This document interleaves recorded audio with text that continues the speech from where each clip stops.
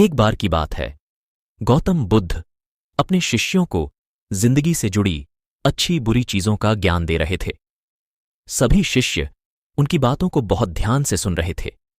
उन सभी में एक शिष्य ऐसा था जिसे प्रश्न पूछने की बहुत आदत थी। वो उठकर गौतम बुद्ध के पास गया और उनसे बोला, आप हमें जिंदगी के बारे में जो कुछ सिखा रहे हैं उस सब का क्या फायदा? क्योंकि हम में से बहुत से बच्चों को यह भी नहीं पता कि हमारे जीवन का मूल्य क्या है और ये जीवन हमारे लिए कितना कीमती है। पहले आप हमें यह बताइए कि इस जीवन का मूल्य क्या है। अपने शिष्य की बात सुनकर गौतम बुद्ध अपने कक्ष में गए और एक चमकता हुआ पत्थर का टुकड़ा लेकर आए। वो टुकड़ा उन्होंने अपने शिष्य को दिया और बोले, मैं तुम्हें इस जीवन का मूल्य तब बताऊंगा जब तुम इस पत्थर का सही मूल्य पता लगा कर आओगे। साथ ही यह ध्यान रखना कि तुम्हें यह पत्थर का टुकड़ा किसी को बेचना नहीं है। गौतम बुद्ध की बात मानकर वो शिष्य बाजार की तरफ चला गया। बाजार में सबसे पहले उसकी नजर एक फल बेचने वाले पर पड़ी और उसने वो पत्थर उस फल वाले को दिखाया और बोला, इस पत्थर के बदले आप मुझे कितने फल दे सकते हो? फल वाला बोला, यह पत्थर कुछ खास तो नहीं है, लेकिन फिर भी इसके बदले में तुम्हें 10 केले दे सकता हूं। वो शिष्य उस पत्थर को लेकर आगे चला गया। फिर उसे एक सब्जी वाला मिला।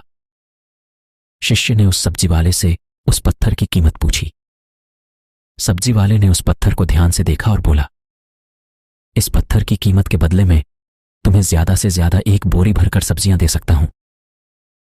इसके बाद वो शिष्य उस पत्थर को लेकर एक सोने के व्यापारी के पास गया।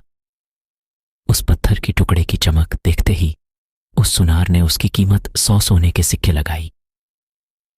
शिष्य ने वो टुकड़ा बेचने से मना किया तो वो सुनार उसके बदले 200 सोने के सिक्के देने को भी राजी हो गया, लेकिन शिष्य ने वो पत्थर नहीं बेचा। इसके बाद वो शिष्य एक हीरों के व्यापारी के पास गया और उनके सामने उसने वो पत्थर के टुकड़े को रख दिया। उस पत्थर को देखते ही हीरों के व्यापारी ने एक साफ कपड़ा बिछाया, उस पत्थर को उसके ऊपर रखा, फिर उसकी परिक्रमा की और हाथ जोड़कर उस पत्थर को कपड़े में लपेटते हुए वो बोला, तुम जिसे मामूली पत्थर समझकर उसकी कीमत पूछ रहे हो, असल में ये एक बेशकीमती रूबी है। ऐसा रूबी हर किसी को नहीं मिलता। मैं अगर अपना सब कुछ बेच भी दूं तो भी इसकी कीमत नहीं चुका सकता। उस व्यापारी की बातें सुनकर वो शिष्य हैरान हो गया। वो दौड़ा दौड़ा सीधा बुद्ध के पास आया और उन्हें उसने जो कुछ भी बाजार में हुआ वो सब बताया। उसकी अचरज भरी बातें सुनकर गौतम बुद्ध बोले, तुम्हारे सवाल का जवाब इस रूबी की कीमत में ही छिपा है। हमारा जीवन भी एक रूबी है। रूबी की तरह ये भी बेशकीमती है, लेकिन हम इस बात को हमेशा नजरअंदाज करते हैं और अपने जीवन का मूल्य नहीं समझते। हम दूसरों को देखकर और उनके जैसा जीवन जीने की कोशिश में अपने जीवन की कीमत को कम कर देते हैं।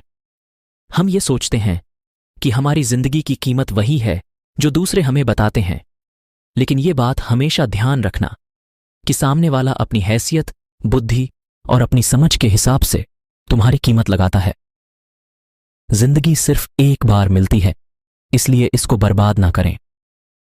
अपनी जिंदगी को उतना ही कीमती समझें जितना कीमती आप अपने बैंक में रखें रुपयों को समझते हैं। आज के समय में लोग अपनी जिंदगी से ज्यादा कीमती प्यार, पैसों और दिखावे से भरी चीजों को समझते हैं। प्यार के चक्कर में लोग सुसाइड कर लेते हैं। पैसों के चक्कर में ऐसा काम करने लग जाते हैं जिससे उनकी जिंदगी बर्बाद हो जाती है। नाम कमाने के चक्कर में उल्टे सीधे काम करने लग जाते हैं। हमेशा याद रखें कि दिखावा करना जरूरी नहीं है।